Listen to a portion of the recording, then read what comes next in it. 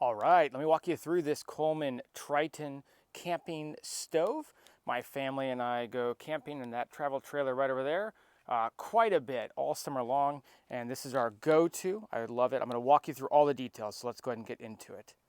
First and foremost, it comes with a nice snap that does keep it together and not falling apart. Again, I put this in the bottom of my trailer. It bounces around a lot, and so this is an upgrade on previous Coleman stoves. You'll see when you open it up, it's kind of got the classic Coleman stove or camping stove look to it.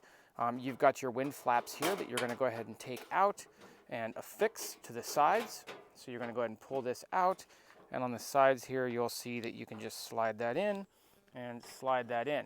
That's the first setup. The next setup that you need to do is go ahead and take this dongle, and you're going to go ahead and attach it to the side. Now this can be a little challenging at first. I find that it's easiest to get it separated and then push it in and then do the screwing. If you try to do them both at the same time, it can be a little bit more challenging. So there we have it. Now I'll screw it in, and now it's in there really good.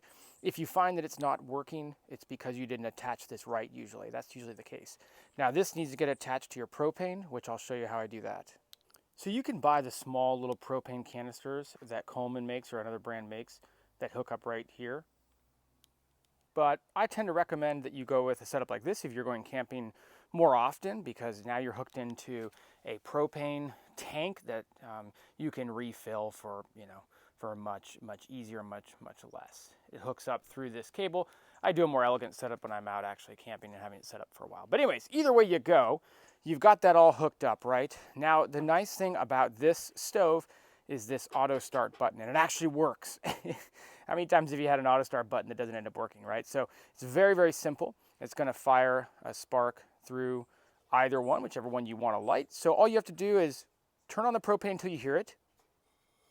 Hear that, and then hit this button a couple times. Good, it worked the first time.